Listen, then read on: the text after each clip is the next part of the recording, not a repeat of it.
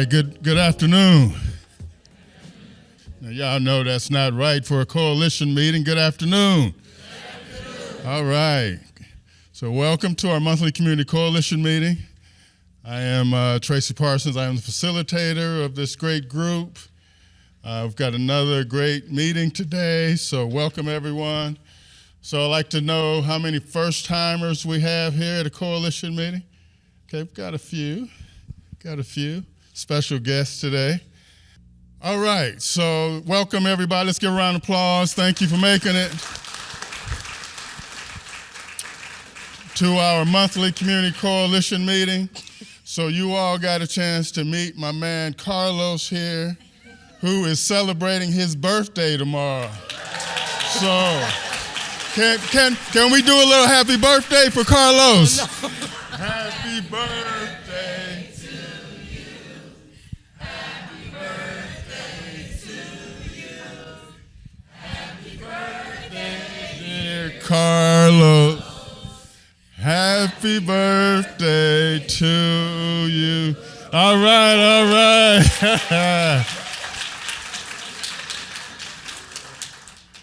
All right, thank you everybody for doing that, and we don't want to ruin him from coming to any more coalition meetings, but all right, so we're going to get right to the agenda. We got a full one today, so let's bring our law enforcement leadership up for their monthly updates.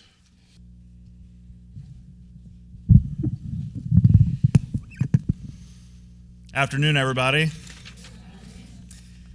All right, so Champaign County Sheriff. So just a couple of things to go over here. We're currently celebrating Correctional Officer Week. So this week in May is National Correctional Officer Week, and so we're going through some things with our correctional officers, thanking them for their job they're doing, things like that. Next week is National Police Week.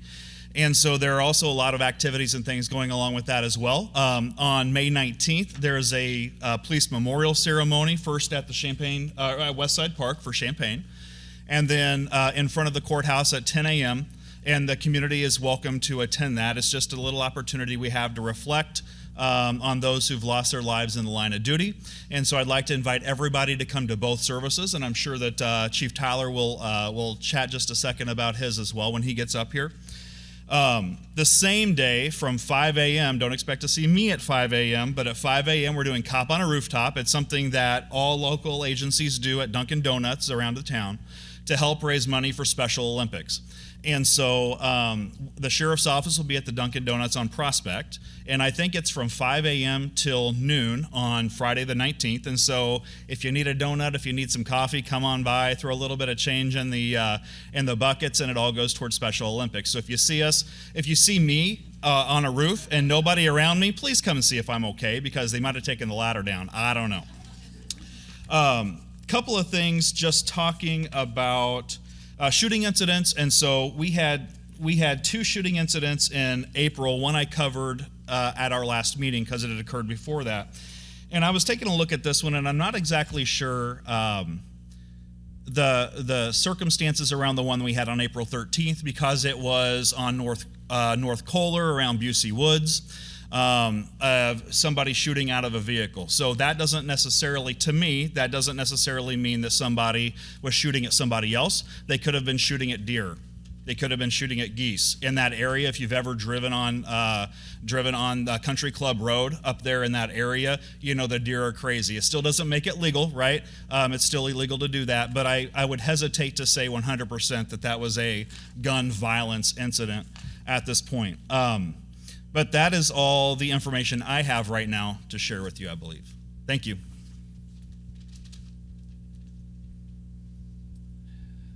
So I was preparing for this meeting, and I went through to find our shooting events, and I didn't find any since our last meeting, so that's good news. Thank you.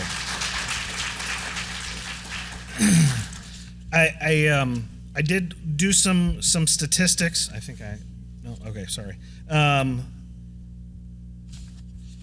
Sorry, wrong page.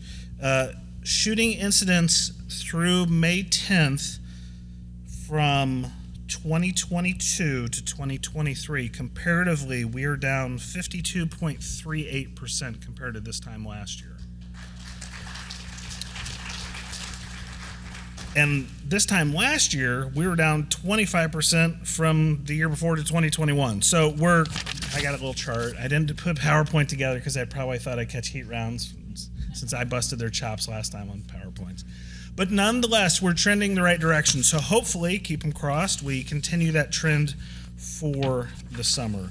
I guess the only other things that I would mention are Barry Dunn, the Barry Dunn project. The mayor spoke about Barry Dunn the last time we were here. They're in town. I believe Minnie had a meeting with them earlier today.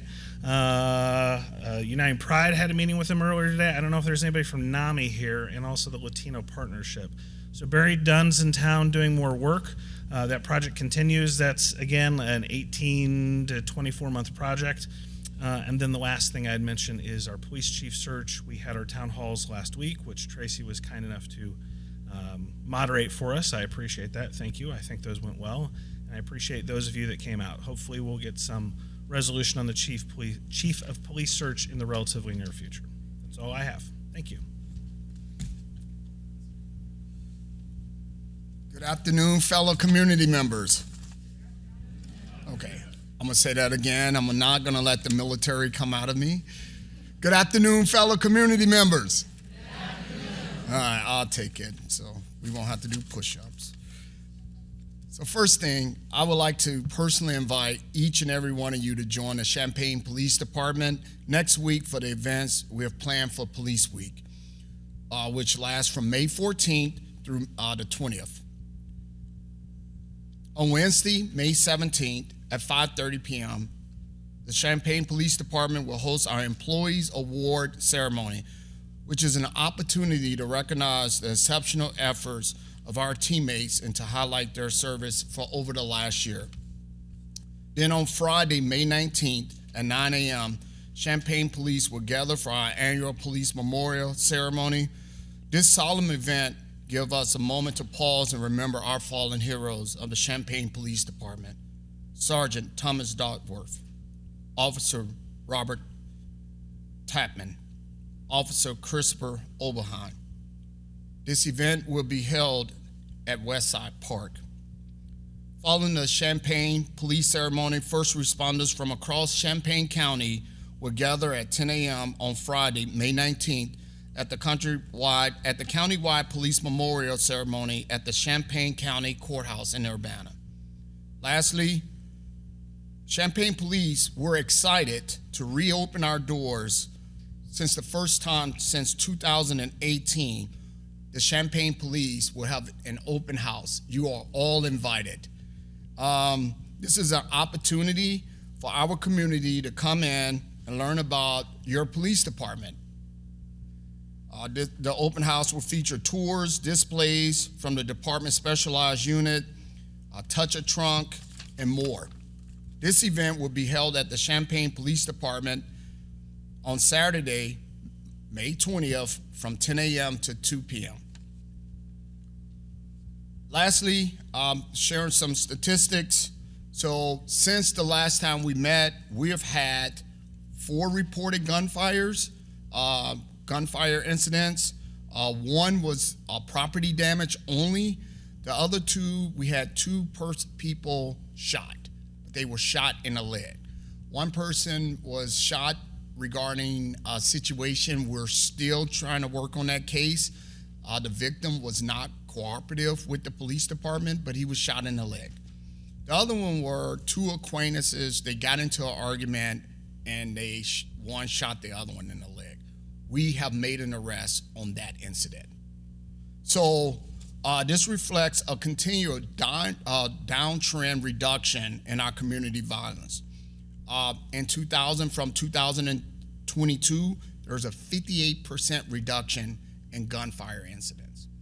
And since 2021, 71% reduction in gunfire incidents. So as I always say, we are winning.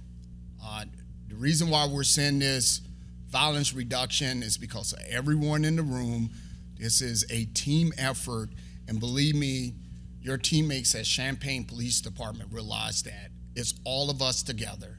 I was asked, I'm coming into 1 year with this job, and I was asked, what is it that I love about the CU community?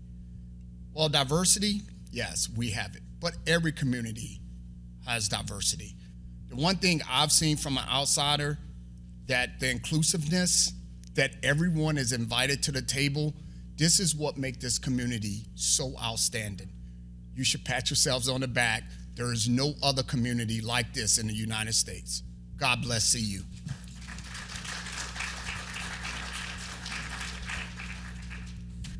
Hi, everyone. As you may be well aware, it's Mental Health Awareness Month, May is, and with that coinciding with Finals Week in Illinois, we've had our share of mental health calls for service, about one a day, and so that's pretty extreme for our campus community, but a lot of those have resulted in hospitalizations, and some individuals have taken the steps to end their lives during this, and so it's pretty serious. So we need to take mental health and mental health awareness serious, and it kind of relates with reporting something. We had an incident that was reported on Reddit. We had a threat to campus that someone was going to come and shoot up campus, and this was posted on a Reddit thread. Someone reported that to us, and so we were able to follow up on that Reddit report and found that a former student who resides in Florida was responsible for that threat. And so our detectives worked with individuals and sheriff's offices in Florida to locate that individual, and he was subsequently arrested for making that threat. So we're taking this seriously, and it doesn't matter if you're in this state, we're gonna track you digitally. So our detectives did a great job in taking that threat seriously. And finally, as you know, commencements are Saturday, so you're gonna see a big influx of visitors coming this week. As students are leaving, more people are coming in, so we're preparing to make sure that's a safe event. So we'll have security and everything ready to roll for that huge event and exciting event for many of our students who are graduating. So that's about it in a nutshell for the University of Illinois.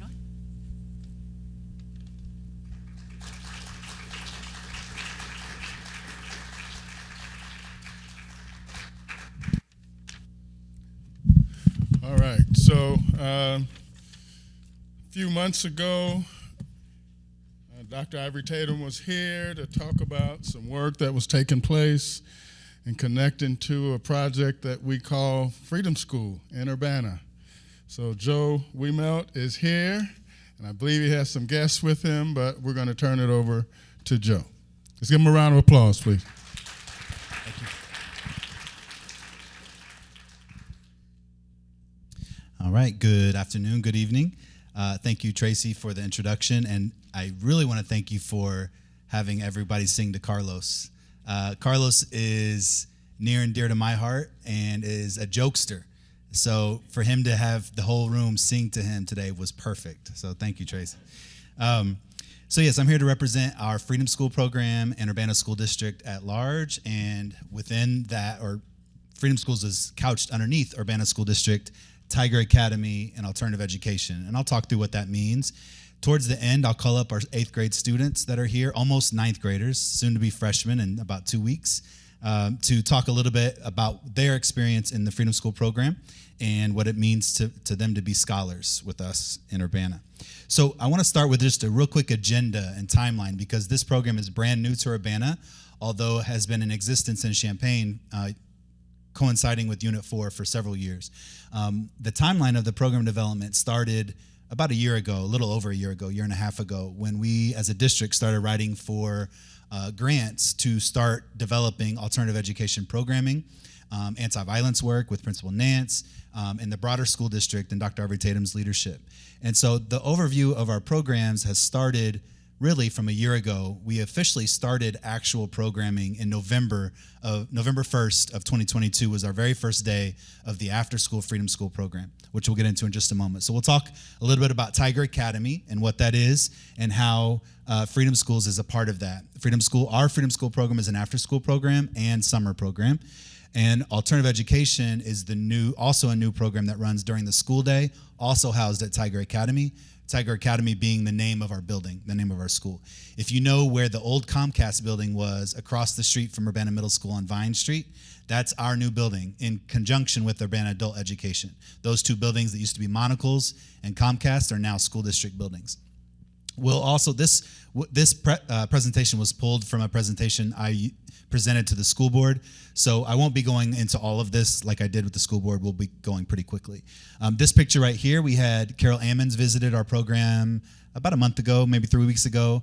The Illinois Legislative Black Caucus was the leader behind the statewide initiative to fund Freedom Schools programs, the Freedom School Project across the state of Illinois.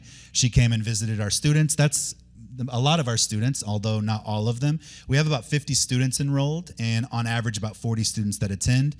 Our high schoolers today are actually at I forgot the formal name, but the Mayoral Recognition Program.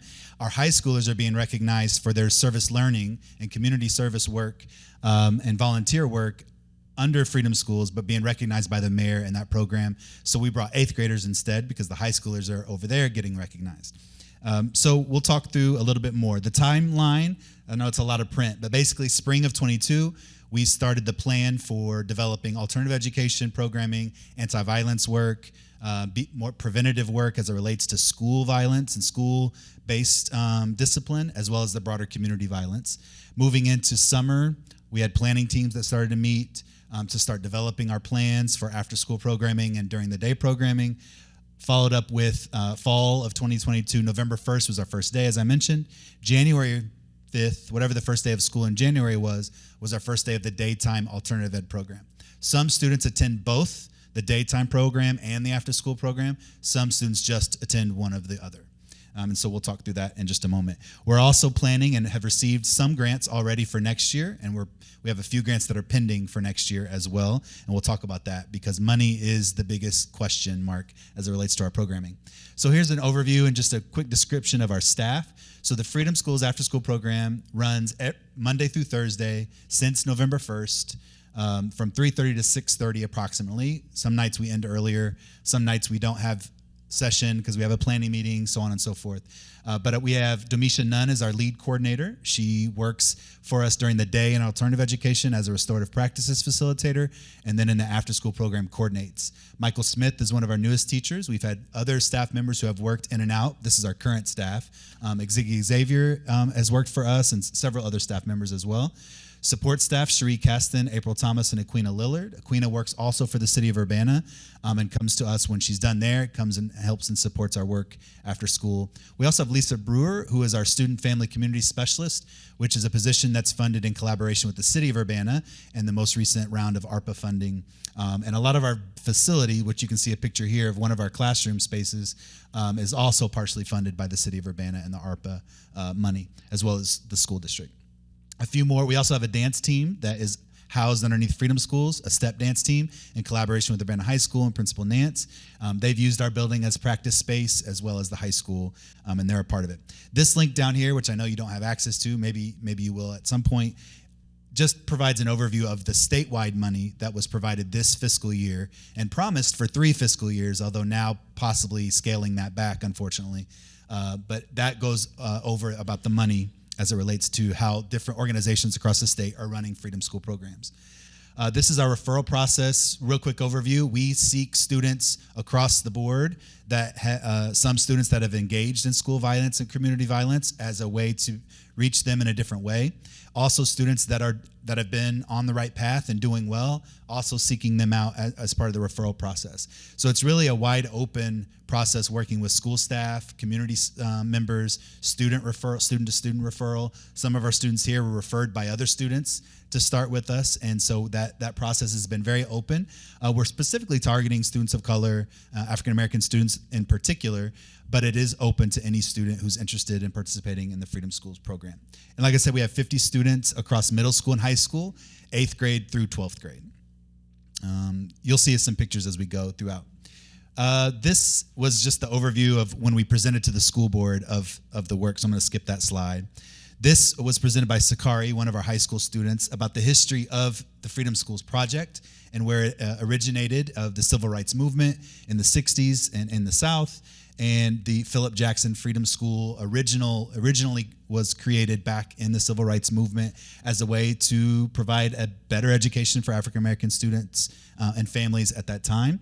And there have been different Freedom School initiatives around the country and around the state and in Champaign since then, and it's kind of ebbed and flowed based on money and support and local organizations' needs.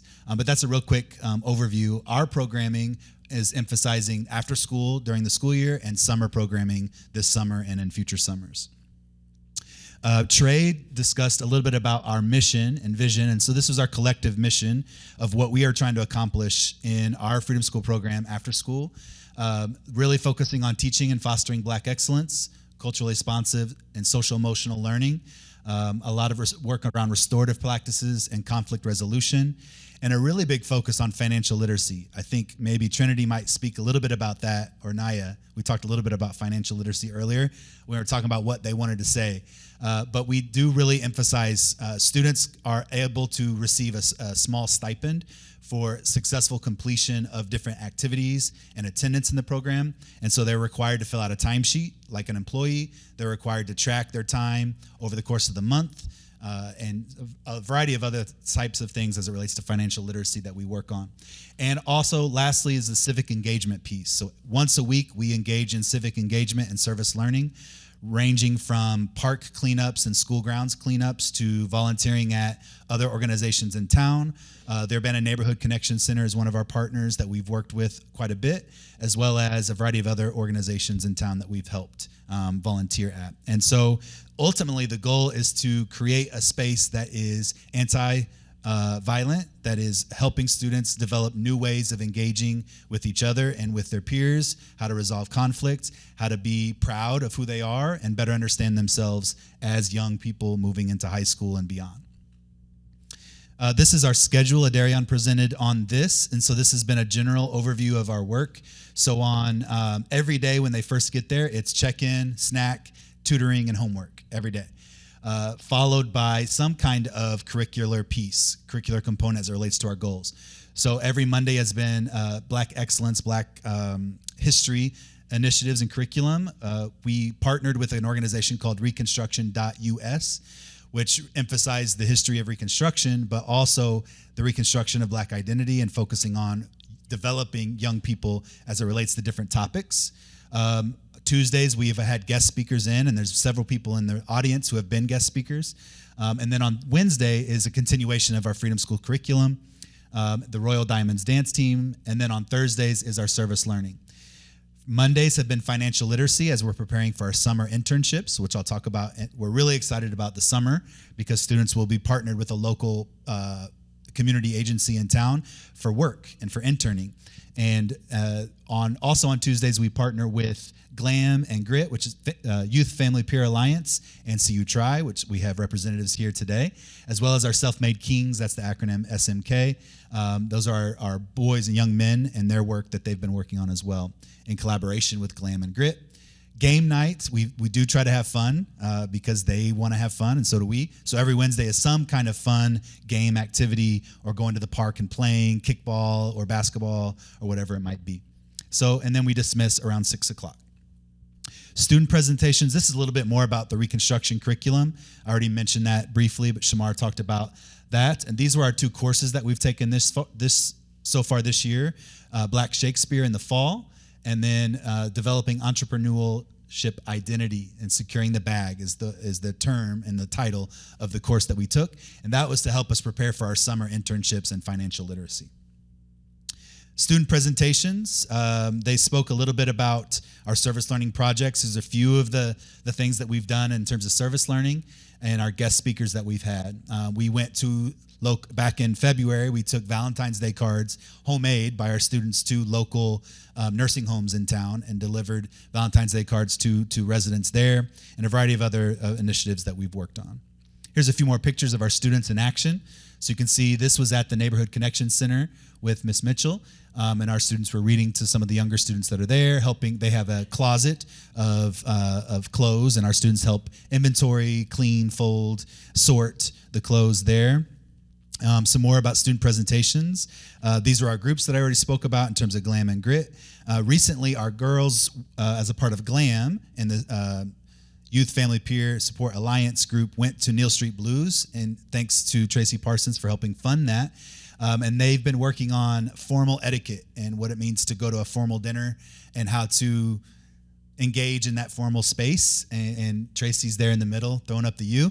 And those are our students that were there participating last Tuesday, I believe. It was last Tuesday. We really appreciated and loved that, right? I drove the bus there. I didn't participate in the dinner. I drove them there. So. A little bit more. These are just a couple statements from students. So Melvin is one of our 8th graders also that wrote a little bit about why he appreciates how he was referred by Mr. Nate, a staff member at UMS, and really emphasized how he really likes being able to engage with high schoolers as an 8th grader in a positive way. When he walked in the first night, he was scared because it was a bunch of high schoolers he didn't know, and he was really worried about how to engage in that space. He also talked a lot about how race, right, is playing out in his life and how he appreciates coming into a space that emphasizes Black excellence and that speech. So that's his comment, and he read this to the Board of Education that night. Henry also spoke about it in a similar way, building confidence, building friendships, academic and personal goals. There's another picture. And that was just a little bit of a few of our personal statements. I wanted to also put in a little bit about our daytime program at Tiger Academy and the process there, and we're really emphasizing helping students who have gotten off track in school, whether it's academics, behavior, attendance, etc., helping them get back on track and be more successful. And we have had a lot of success. Our average GPA of the classes of students taking at our school at Tiger Academy is right around an 88%, a B, while when they were referred to us was mostly because they were failing every class. We have several high schoolers that failed every class in the fall or failed classes in the previous year and are way behind in credits, and they're catching up on their credits and helping them get back on track to graduate from Urbana High School or Urbana Middle School. So that's the daytime program. A little bit more about the referral process, and the goal is really to provide that small setting, individualized learning plan, very similar to Ready or other alternative spaces. Our goal is that it's preventative before a student reaches the level of expulsion or the level of going to Ready. Ready would be more of a more intensified program all day. Ours is more of a hybrid model where they spend part of their day at UMS or UHS and part of the day with us. So it's a way to help them stay connected and included in their school experience, even though they've been struggling. We've seen a lot of success there.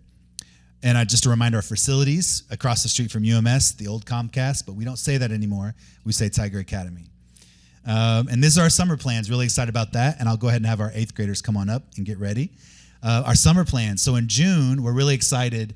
Every Monday will be a curriculum focus. So we will focus on our curriculum as it relates to Freedom School curriculum. Tuesdays and Thursdays will be our internships. And so we have a partnership with Urbana Park District, Urbana School District, the Urbana Neighborhood Connection Center, and we are still looking for other partners. If anyone's interested in an intern, Tuesday, Thursday mornings from approximately 9 to 11, give or take 15 minutes before or after. We will handle the supervision. We will handle the transportation to get them there. We will have staff there helping monitor and support them when they're there with you. But we want the organizations to give them the opportunity to learn what it means to be a young employee. And then they'll have the opportunity to be hired on permanently beyond the internship in July and August and moving forward. So it'll help kind of bridge that transition into summer youth employment and into the school year.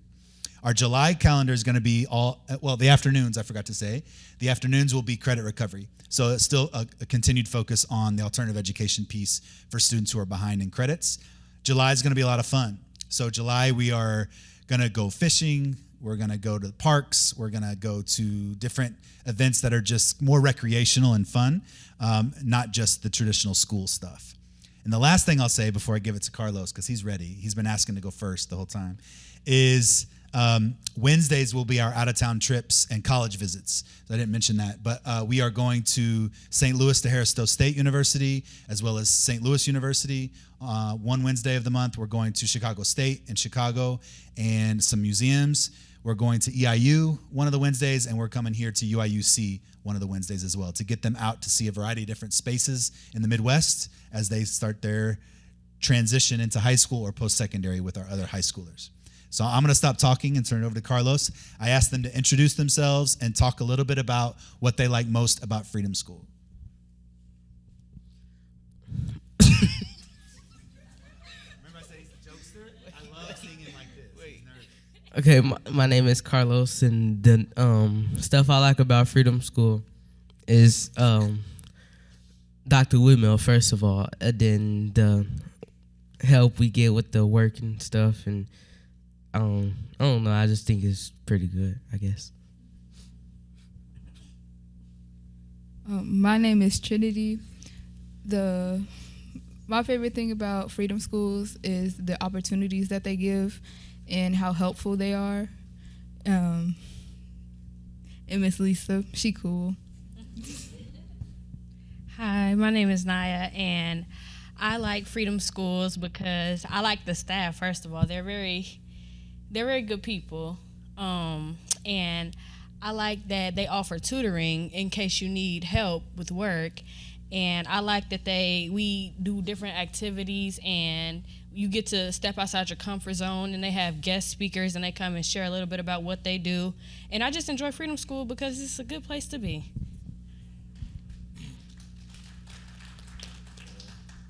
My name is Daniel, and I like Freedom Schools because it gives me a chance to stay out of the streets.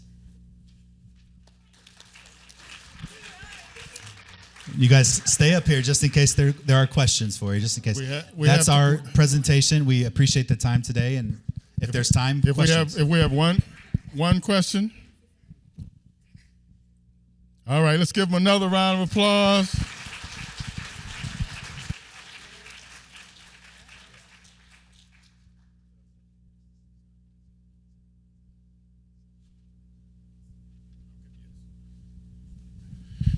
All right, so just wanted to really share with you the great work that's taking place over in Urbana. I'm going to bring up our team, our friends from Don Moyer Boys and Girls Club. The new president CEO, Amy Brown's been here a few weeks, so we're giving her a chance to come up and talk about what's going on with the club. Let's give her a round of applause, please.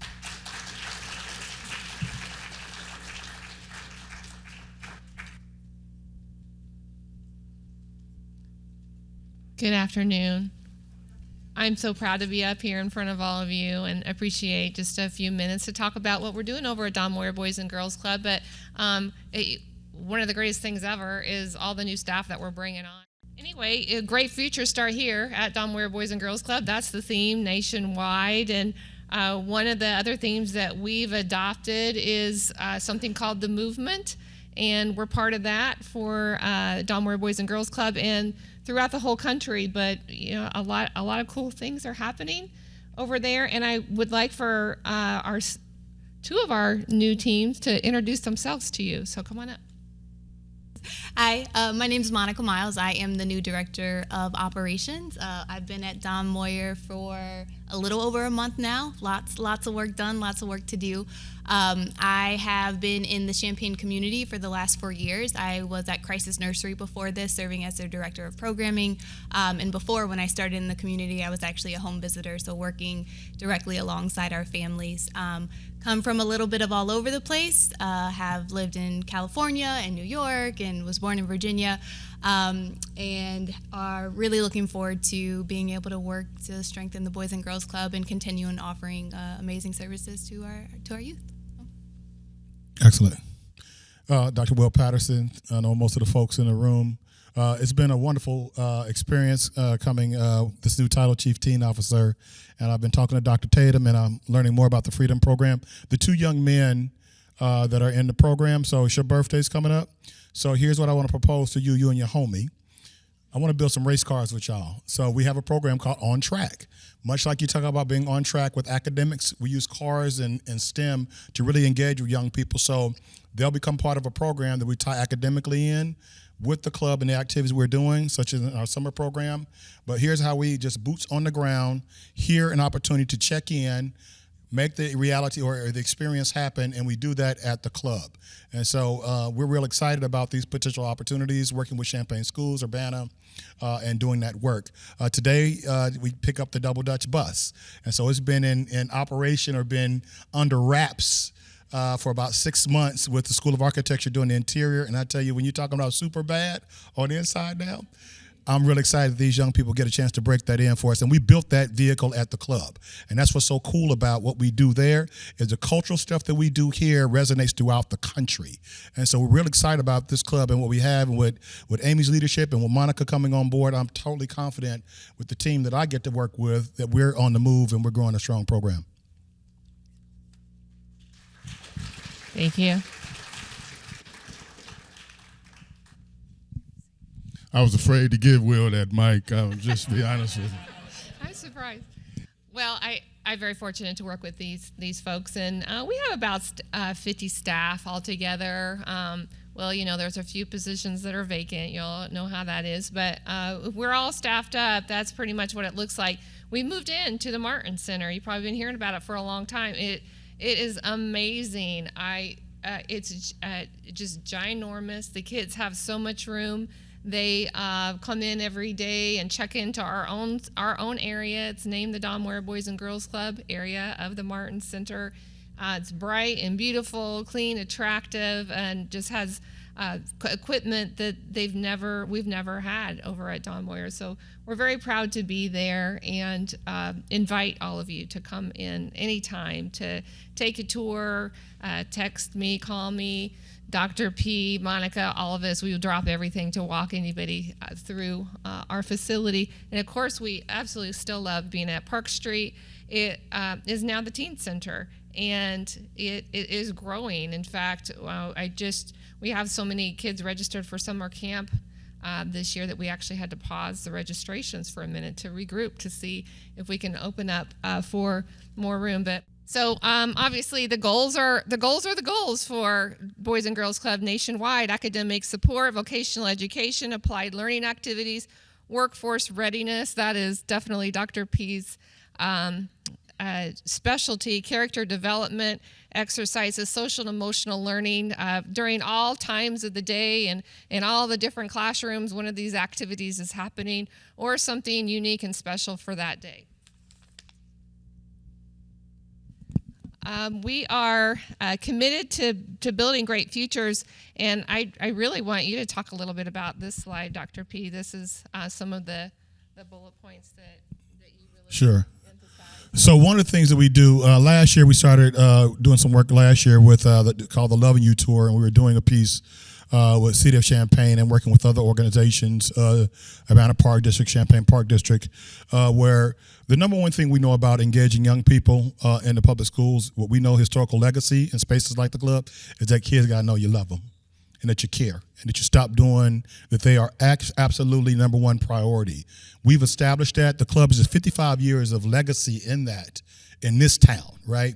And we stand on that, and I'm real proud to be a product of that. Joe Bolton, who you see on the slide, was 4 years old when he became the youngest member of the club back in '68 when it opened. So Joe and the club are the same age, and Joe lived across the street from the club. And that's how significant seeing him now as a 56-year-old, 55-year-old man. That was at Edison School. We were doing a tour, and we were having a conversation about drones and drone opportunities and developing that. What I talk about is that I know, as a professor at the University of Illinois and that I've worked in the College of Engineering and all the various colleges on campus, is that when students come from around the world and they get this amazing technology and these opportunities that are in this town, and they're paying money to come here, and we're not going there, there's a problem with that, right? And so we want to set up and make certain that our young people know that we want to help prepare you by supporting the schools. We're not a school. We're an enrichment space to support the schools. That's our role, is to do that, but to bring in the resources from the university in that capacity. So when we have a conversation about drone development, that there are young people that look like our children, other children, and they work together in a safe space where they can build. They're here to build the drone, and that's what it's all about, is the content. And so we're setting that space up to be this lab, this applied learning lab, where STEAM education happens happens on a daily basis. So on Mondays we have science. On Tuesdays it's technology. On Wednesdays it's engineering entrepreneurship.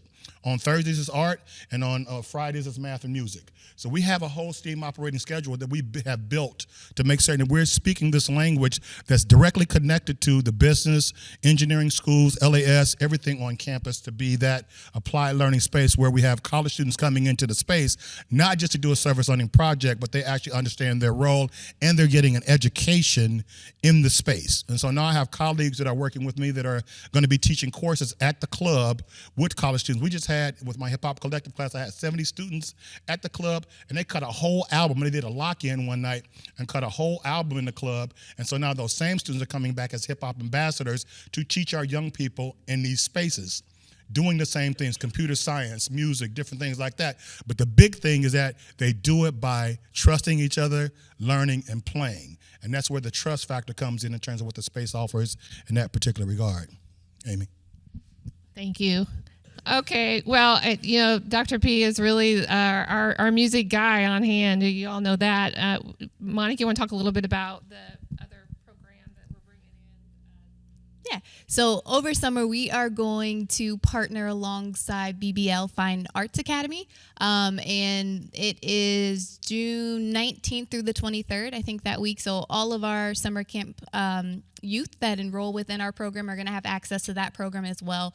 So they'll come in for a week of really intensive music learning. They'll get to choose what track they would like to go on, if they want to learn drums or be in the choir or whatever it is that they're really looking for. And Mr. Banks is leading that, and I'm sure you guys are familiar with him, and just really excited to be able to provide that opportunity this summer as well. Okay, thank you.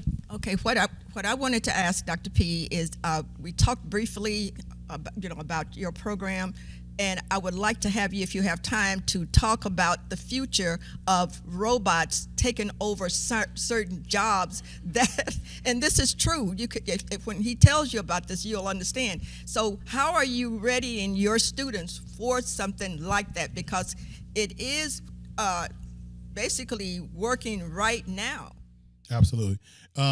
Minnie and I had a conversation during one of our conversations, I think compact conversations a couple weeks ago. And one of the things that I've talked about for a number of years as a professor of hip-hop technology and being in the School of Engineering is I'm real concerned about artificial intelligence for two reasons. One, Black people have survived the legacy of racism through our creative experiences. We've used our expertise in a variety of different areas to create a way out of no way. And now you have technology that can mimic people and styles and things like that. And so I'm concerned about how creative justice, which is an important thing to understand, that creative justice is a tool that we've used to navigate the system in a variety of different ways. And you're seeing the conversations, and you're only hearing just a fingernail tip of what AI can really, really do. And you're only seeing that on the news, and they're only showing you what they want you to see. We're part of a research project through Hip Hop Express and with Don Moyer that we did with two colleagues of mine. One is a Biden professor that is a Biden fellow now that developed a program called Mosaic.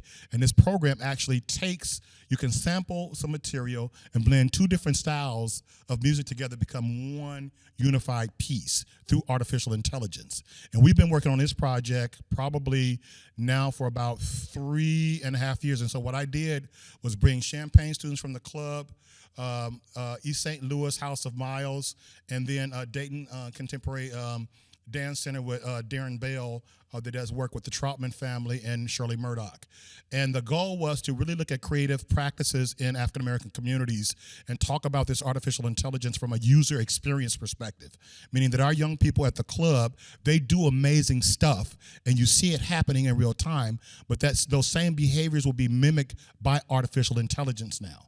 And so the question then becomes, how do people begin navigating and looking at the impact that AI is going to have on communities of color, and what is that going to mean? We have young people at the club learning artificial intelligence through building robot dogs and a number of different things, drones, cats and things, because these are the things that if you're watching the news, like New York Police Department has a robot dog right now that's going to be patrolling communities.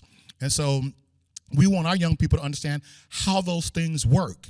They need to be the ones to build them. They always also need to be the ones to defend their community against them.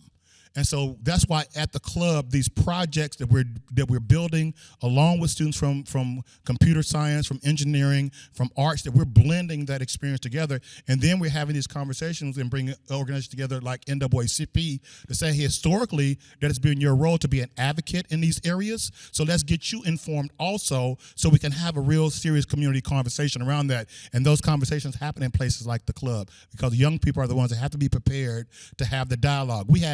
We were at Jefferson yesterday, and ultimately we saw, Tracy, be still, we saw several students, we saw several black students in the schools developing initiatives right on the spot. That's a build opportunity for us at Freedom School and these other things where they're showing us this, but they already need an accessing point to build. And that's what we want to be, is that space to build. Tracy?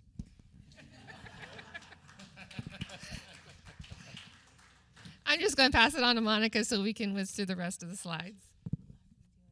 Thank you very much. We will go very, very quick. So you want to go back to Teen Symposium real quickly? So on June 3rd, we are having our very first Teen Summit. It will be the first of many at our Park Street location, but just there's information coming out about that, but we are titling it Designing Our Future from a Hip Hop Perspective. Youth that come out will be able to participate in lots of different workshops and really explore the many possibilities of their future. So those will come out. If you are interested in attending, or if you have a youth that we should really target, we're sending personalized invitations to anyone, so please connect with Dr. P, please connect with me and send us those names, and we will send that invite. We want as many of them there as possible. It's an event for them. It's going to be run by some of our youth at the club as well, so really looking forward to that. Over summer, lots of exciting things happening as well. So this will be our first summer at Martin's Center, which gives us lots of space. So we are spreading out. At Martin's, we'll have our rising first graders through rising fifth graders. And again, really just looking forward to being able to provide some new programming. We are really focusing on, Brenda Hearns is our new elementary services director. She is a teacher that is retiring from Unit 4 in about 10 days. Can't wait to have her on full time. But really just looking at providing opportunities that our students would not otherwise have. So we are partnering with a lot of different organizations. We're going to spend a lot of time on U of I campus and just about every different department, really giving our youth an opportunity to explore and begin really thinking about what futures they see for themselves and what ways we can support them in doing that. All of our registration can be found online at dmbgc.org. Really quick sign up for that. It is $300 per youth, and then there's a discount for multiple child. We are offering scholarships. There are lots of families that can't afford that, and we don't want to say no to anyone. So we are always looking for folks and organizations who are willing to sponsor scholarships for summer as well. So if you're interested, go ahead and contact me for that as well. And then Teen Center. So like Amy said, our Teen Center is full. People are very excited to come and work alongside Dr. P and all the great programming, but please still have them sign up. There's a wait list. They'll still get all of their information on. And if we are able to offer more spots, we will 100% do that. Quick, okay, there we go. Thank you. Thank you for the opportunity. We're very proud of what's happening at the movement. All right, let's get a club team a round of applause, please. So, Capricia, you want to come up and talk about Why on the Fly?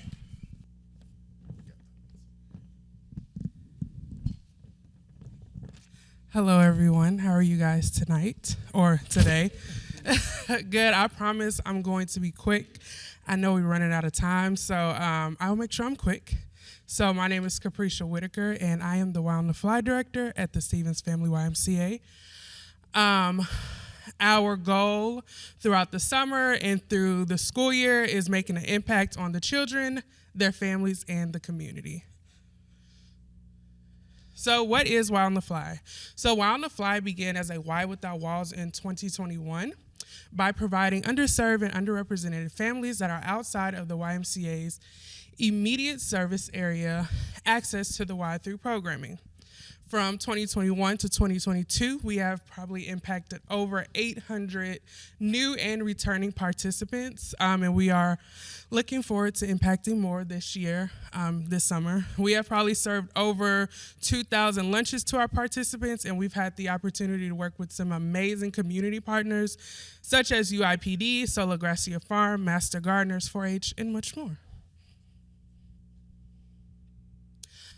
With the support of the community and the city of Champaign, United Way, and other organizations, we were able to open our very first Wild on the Fly after school program. We are at the Old Swan School, 2422 West Springfield Avenue. You cannot miss us, I promise. We actually started with a participant on Monday, October 3rd. It was crazy. There was only him. We transported him to the YMCA. Today we have 29 participants registered with at least 25 attending every day. And I can guarantee you when you come in there, you're like, wow, that's a lot of kids in here. But I love all of our after school babies, even, the ones that are not coming every day or that have stopped coming. I really do treat them as my own children. I tell them that I have 30 kids because I do actually have my own son. So with him and then the 29 we have in after school, I do have 30 small children.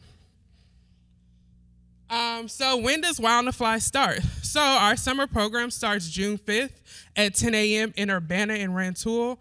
This will be our first year actually going out to Rantoul in the Pheasant Ridge Townhomes neighborhood. We are super excited about that. And then we go through August 10th. We will close our program on August 11th with our end of the summer back to school celebration. During that celebration, we give out school supplies, backpacks as well, and then we'll also be promoting our after school program, and then our after school runs on the Unit 4 regular school calendar.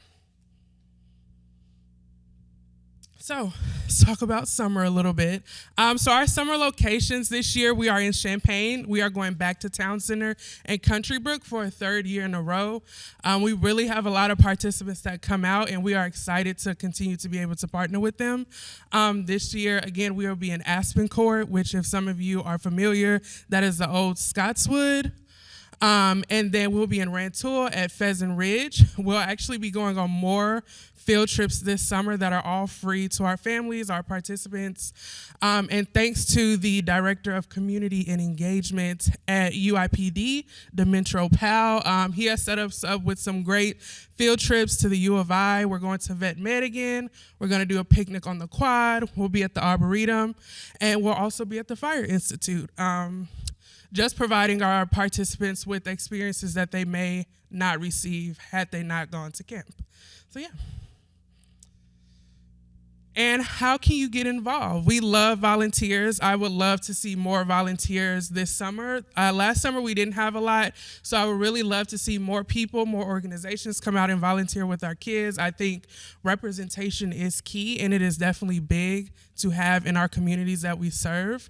Sponsorships.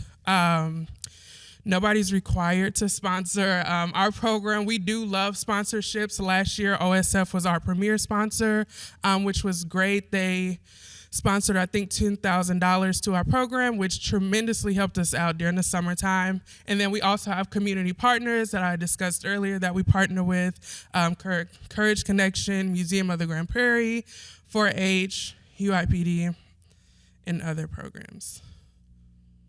And that is all that I have. If you have any questions, comments, or concerns, you can contact me via phone or email. Also, like us on Facebook at Champaign Wild on the Fly. Thank you.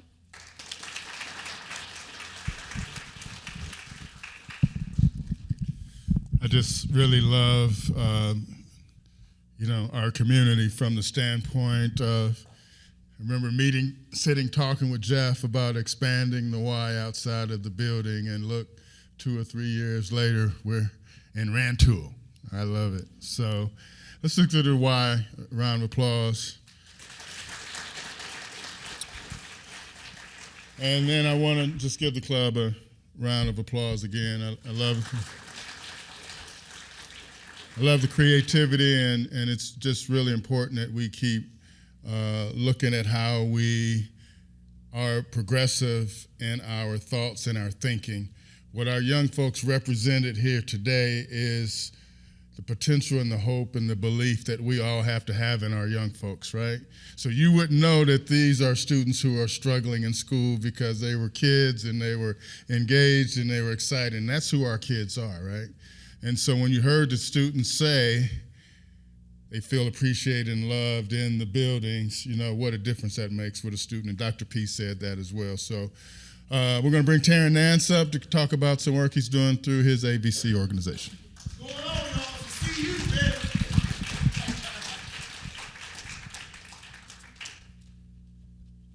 Use the mic.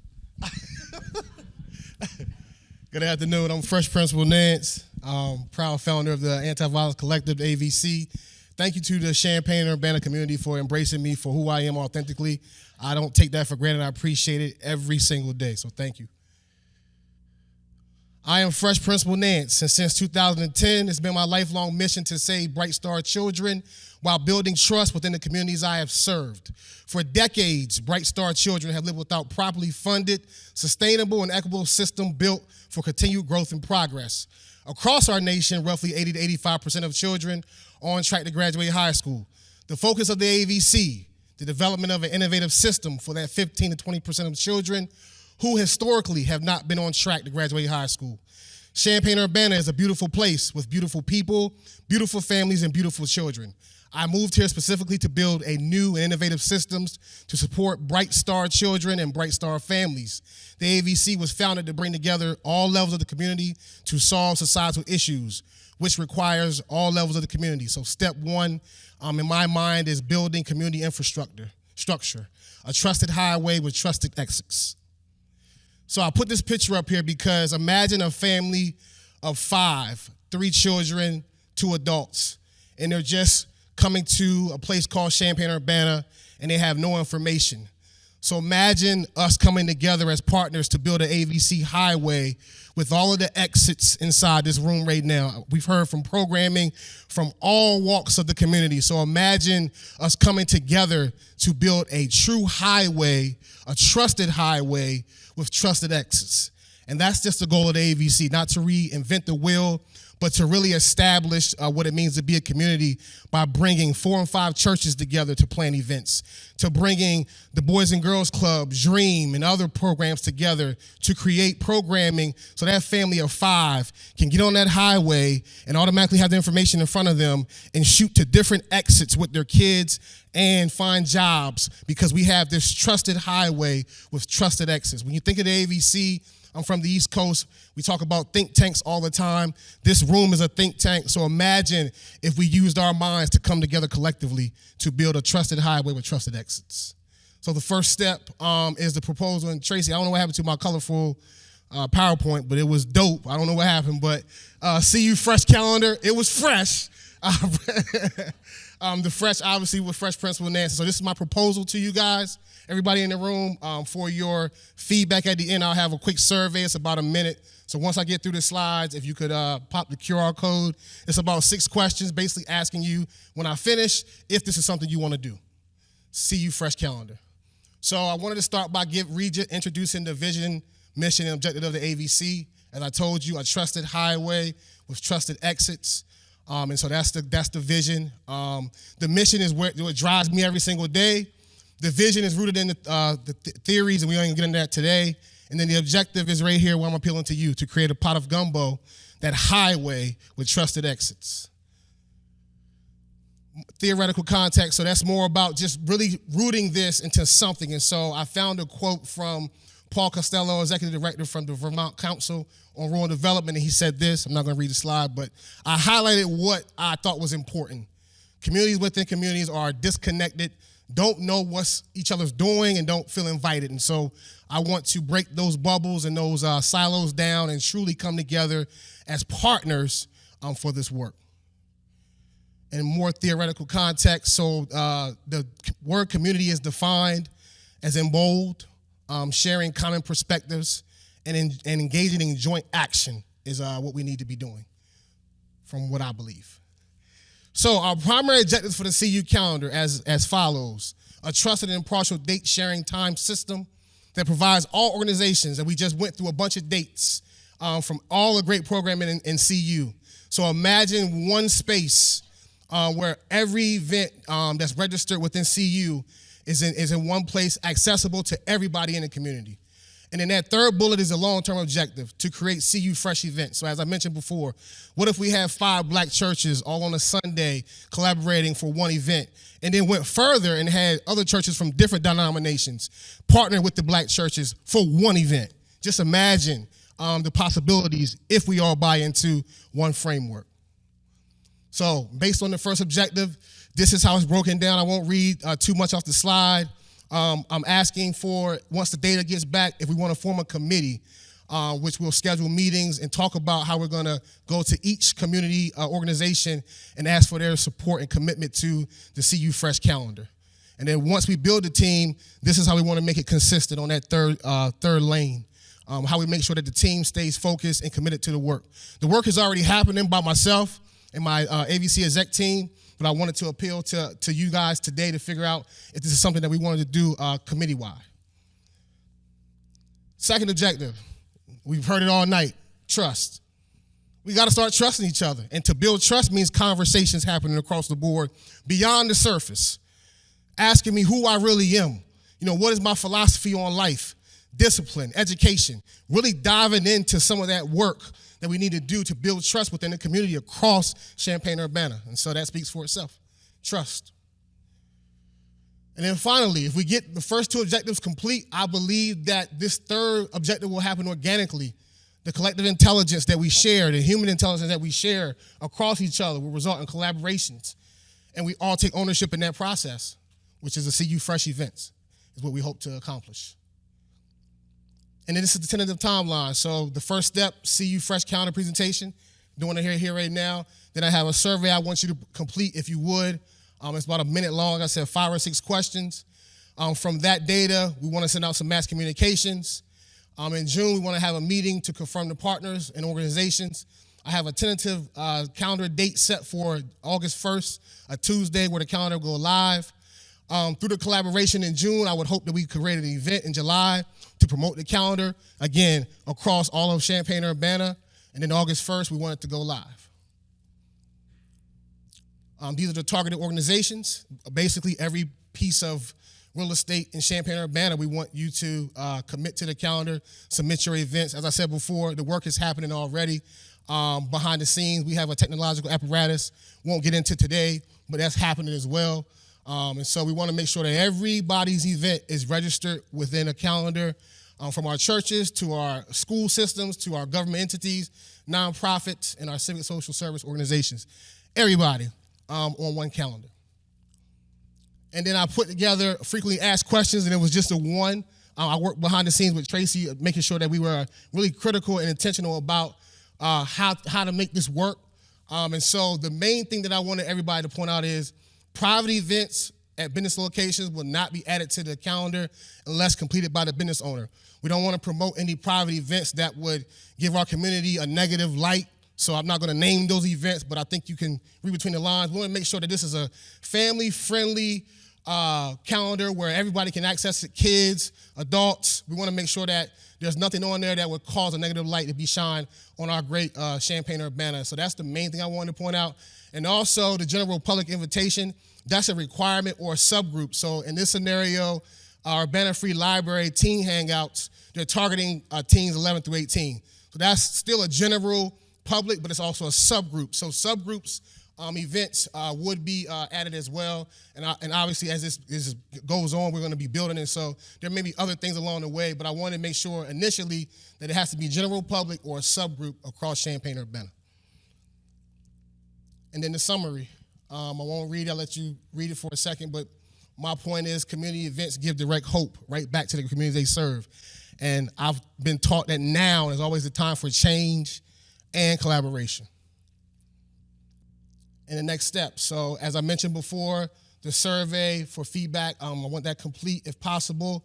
And then based on the survey, a possible formation of the Fresh Calendar Committee, and then collaborating with existing organizations who already have calendars. So I'll have my information up here. If you already have something like this going on in your organization, I'd love to just have a conversation.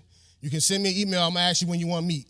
We got to build trust, and I have to practice what I preach. So going back to that trust slide, if you send me an email, I'm going to ask you when can we meet. If you have an organization, I want to visit, I want to tour. I want to make sure that this is more than just an email transaction. We got to build human capital, human trust. So I'm going to always ask you, well, where's your location? Can I meet up with you after school? And then so this is my information. This is the QR code. I have it on the another slide as well, a little bigger. But that's it. So if you could take a minute to do that. I'll turn it back over to Tracy. Thank you very much. It's to see you, baby.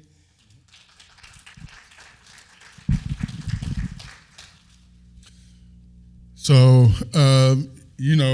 we've talked for years and decades probably about our ability to create a common space where our community members that we're all serving can go and get information. So we've tried this internally at the coalition. And as I told Taryn, the biggest challenge is getting us to commit to getting the information to him.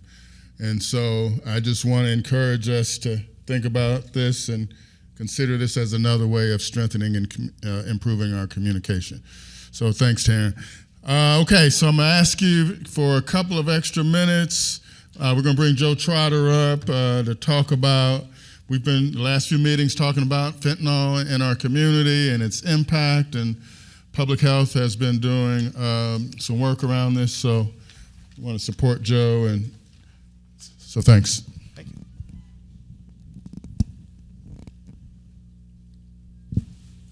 Hi, everybody.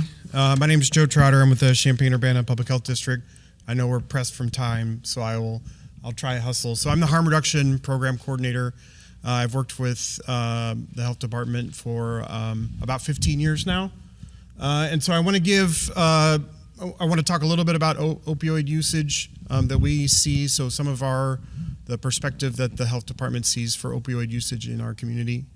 I'm going to talk about death a little bit. So I do like to preface that by saying that we do want to honor and respect the memory of those that we have lost in the opioid crisis. So I don't want to talk about death lightly. Real quick, when we're talking about opiates, it's going to be anything here on the right side where it says opiates. It's going to be anything that has something that's in the opiate family. This is an example of some opiates. When we're talking about opiates, it's going to be those on the right. The ones on the left are the not opiates. Okay, so there are lots of drugs out there. And we also see a lot of what we call polysubstance usage, which means that someone uses multiple forms of different drugs at a time, sometimes knowingly, sometimes unknowingly. So we do have a lot of what we call polysubstance use or cross-contamination use in our community. So opioids have a place in our medical field. They're used for pain relief. They're used for chronic pain. They're used post-surgeries. So this is not, I'm not up here saying that people shouldn't use opiates or shouldn't be giving them. Opiates are not the problem necessarily. Fentanyl's on that list too. And fentanyl has a very specific kind of role now in the drug community that we need to address and talk about. So just when I talk about opioids, that's the opioid side, not necessarily any of the other drugs or medications. So an opioid overdose is simply when someone uses more than they can handle at that one particular time and place. There's not a set amount that we know that if someone takes a certain amount, they will overdose. It's going to be different on everybody. So our tolerance for drugs changes often. And the drug supply also changes often. So we have these two mixing factors here. An overdose is simply they're not able to take a big enough breath to stay conscious unassisted. And that will lead to death unless two things happen. Somebody sees them and somebody does something about it. We need those two things to happen for the person to have the best chances of survival. If either of those two things don't happen, it's very, very hard to survive an overdose on an opiate. It's nearly impossible. So I want to go through a little bit of mortality data. This was collected simply from vital records data at the health department. And I want to show just a few trends. So the white line there is basically all the deaths that we had for that year that were considered drug toxicity, meaning there was drugs played a significant role in the person's death. The purple line is what we call polysubstance use, which means there was a combination of drugs there. The amounts, the types, the combination, we're not exactly sure of. So it's just basically kind of a broad term to say multiple drugs were involved. The orange line is the test came back and showed us there was an opioid of some form involved in the person's death. Okay? And then the gray line is we know that there was fentanyl involved. So you can see a big trend from 2019, 9 confirmed fentanyl overdoses, up to 2022, we had 35 confirmed fentanyl overdoses. And an interesting fact here, look at 2022, there is no polysubstance overdose deaths there. That's because the labs were doing a better job of finding out which drug was responsible or what was in that person's system. So it's not that they're just not counting the drugs, they're actually doing a better job of counting what type of substances are in someone's body. So that's a good thing. The more data we can have on overdose deaths, the better. This is just one kind of indicator that we use. So what does this tell us? This tells us that opioid use is up, that fentanyl is very common, and fentanyl is a major attributor to overdose death. Why? Why fentanyl? Well, first of all, it's really strong. It's 50 times stronger than heroin. So you can take the equivalent amounts, and one's going to be stronger than the other, which means it's going to sell better. Okay, it's cheap. It's easy to make. It's not grown. It's manufactured in a lab or manufactured by a chemist. It's not something that grows. It's not a plant that has to be harvested and manufactured. You combine a certain amount of chemicals. I'm not a chemist. I don't know what they are. But you combine a certain amount of chemicals in the right way, and that makes fentanyl. It's lightweight, which means it's really easy to hide. It's really easy to smuggle. It's really easy to get to different places without too much trouble. And it has no taste or smell, which means you can add it to another drug and no one would know. Okay? Fentanyl is typically prescribed as a pain patch that someone puts on for long-term chronic pain. So it's a strong drug, and it's put on a patch like that so that way the body can slowly absorb it. There's like an accelerant, not accelerant's a bad word, but there's another drug that's added to it that allows it to penetrate through the person's skin for providing long-term pain relief support to someone. Okay? That's the original design and intent with fentanyl. But you cannot die by just touching fentanyl. Fentanyl needs a way to reach the bloodstream, needs a way to reach the brain. Our skin is not the way to do that. Now, people think that they can because of how that pain patch works, but that pain patch has a chemical in it that allows the body to absorb the drug slowly. Okay, so fentanyl, just on casual contact on the skin, does not cause an overdose and does not cause death. You also cannot die by doing rescue breathing on someone who is experiencing a fentanyl overdose. because the drug has gotten into their system. Their body is metabolizing it. It's not going to suddenly come out or be in any kind of dangerous residue on the mouth, okay? And Narcan, which is a nasal spray, it's a drug that's in the news a lot. Narcan is used to reverse the effects of an overdose. Narcan will work on fentanyl.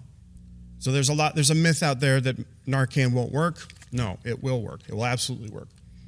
It may take a little longer, but it does work. So there's been a lot of misinformation that's been put out about fentanyl. People believing that they've touched some type of chemical or powder and may have experienced a form of an overdose. None of those have been proven in a lab. I looked on one data set and only could find one death from someone that had an exposure to fentanyl in the past 4 years. A casual contact of fentanyl. That was nationwide from one set of data that I looked at. Yes, ma'am. When you showed the graph of the different pills right there, yep. Can you tell us what socioeconomic people are using these drugs? High schools? Sure. Great question. I don't have that data with me, but I know roughly, because I was just looking at 2022 data. It's fairly evenly split between men and women. And I want to say about 40% were African American, and probably 35% were white, and then the other was other races. And it's most commonly seen, most of the deaths we see are above the age of 35. So 35 up. Now, deaths are not necessarily the only indicator in the opiate epidemic, okay? Because we have a lot of overdoses that are reversed because of Narcan. So deaths are only one indicator that we can use to see the effects of the epidemic. But most of the deaths that we're seeing are for folks that are over the age of 35. So what can we do? There's kind of three main factors that we try to prioritize with people if they think that someone nearby them is overdosing. And that's simply just calling 911.